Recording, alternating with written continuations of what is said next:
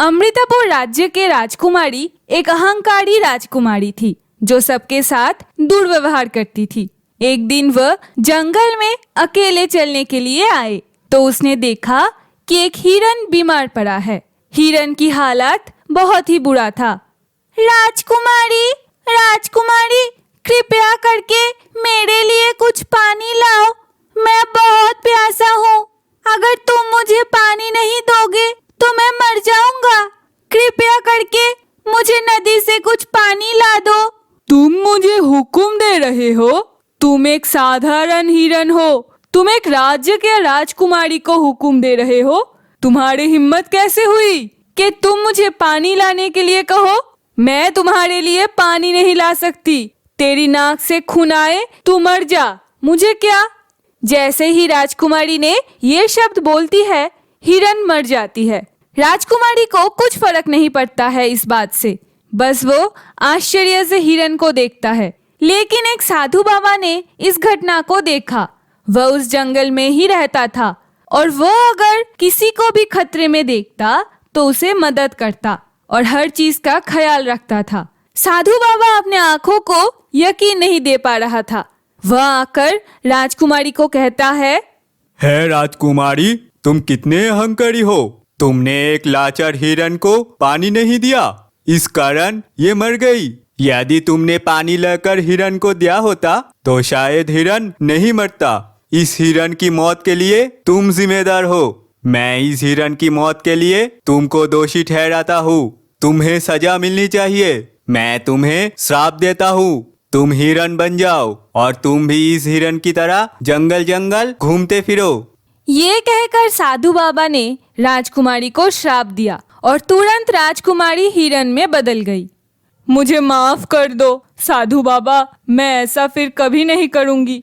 मैं अब और अहंकार नहीं करूंगी। मुझे इस बार माफ कर दो और पहले की तरह मुझे वापस से मेरे पहले रूप में ला दो। कृपया करके, मैं बहुत बेहतर हो जाऊंगी। मैं किसी के साथ दुर्व्यवहार नहीं करूंगी। अच्छा, जब तुम्हें अपनी गलती का एहसास होगा तो मैं तुम्हें अपने इस रूप से छुटकारा पाने का उपाय बताता हूँ। तुम्हें एक आदमी से शादी करनी होगी, लेकिन तुम उन्हें ये नहीं बता सकते कि तुम एक राजकुमारी हो। तुम्हें उससे इस रूप में शादी करनी होगी, तभी तुम अपने इस रूप से मुक्त हो जाओगे। राजकुमारी और क्या कर सकती थी, वह इस बात को मान लिया और साधु बाबा ये कहकर चले गए और राजकुमारी हिरन के रूप में जंगल में घूमते रही, क्योंकि वह मोहल्ले में नहीं जा सकती थी, क्योंकि वहाँ के लोग उसे शिकार कर लेंगे। ये थी राजकुमारी की जिंदगी। एक दिन पड़ोसी राज्य का राजकुमार मासूद राणा उस जंगल में शिकार करने आया। मैंने सुना है इस जंगल में कई हिरन रहती है। आज मैं देखूंगा कि क्या मैं हिरन का शिकार कर सकता हूँ। चलो आगे बढ़ते हैं, अगर मिल जाए तो अच्छा होगा। मैं शिकार करने के लिए एक और दिन आऊंगा। ये सोचते हुए राजकुमार मासूद राणा आगे आ रहे थे और थोड़ी देर बाद उन्होंने राजकुमारी हिरन को अपने सामने देखा, लेकिन वह नहीं जानता था कि ये राजकुमारी है। यहाँ मुझे अपने सामने एक हिरन दिखाई दे रहा है, मैं तो इसी की शिकार कर सकता हूँ।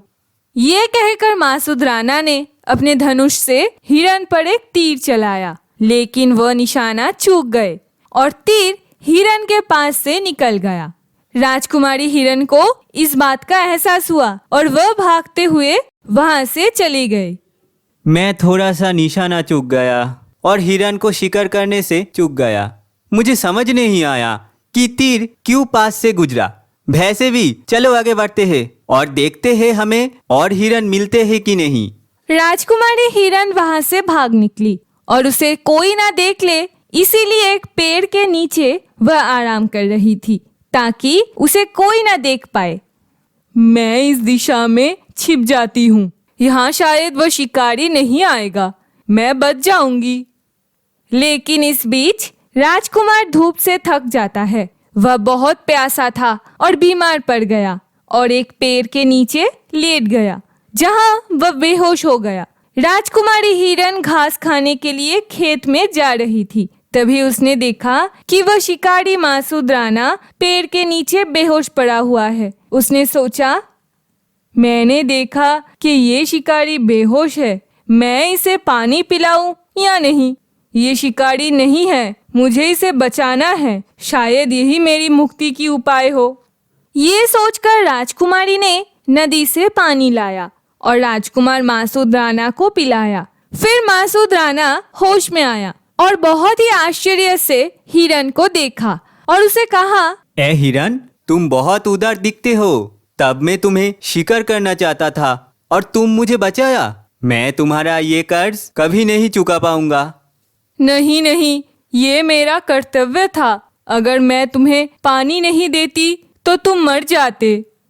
मैं भी तुम पर एक एहसान करना चाहता हूँ। तुम्हारे एक ख्वाहिश पूरी करूंगा। कहो, तुम्हारे क्या ख्वाहिश है? अगर आप ऐसा करना चाहते हैं तो मेरी एक इच्छा है कि आप मुझे अपना जीवन साथी बना ले।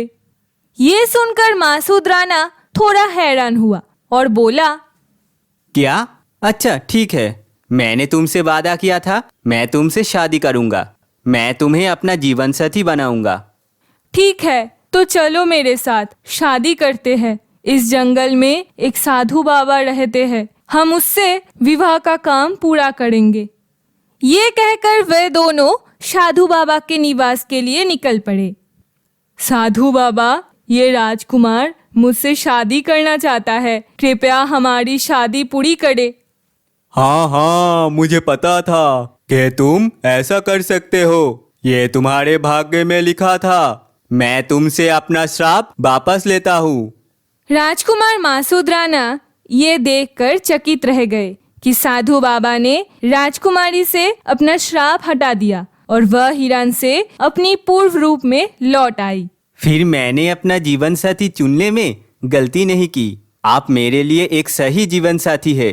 मैं वास्तव में आपसे दिल से शादी करना चाहता हूँ। हाँ हाँ, आज से तुम्हारा जीवन सुखमय हो। मैं तुम्हारी शादी पूरी कर दूंगा। अब तुम शादी करोगे और अपने अपने राज्य में वापस जाओ और अपना जीवन अच्छे से शुरू करो। यही तुम्हारी किस्मत में लिखा था। तब साधु बाबा ने उन दोनों का विवाह किया और उन्हें एक घोड़ा दिया जो राजकुमार मासूद राणा को राजकुमारी के साथ राज्य के लिए रवाना हो गया। उसके बाद सबकी जिंदगी अच्छे से चलने लगी।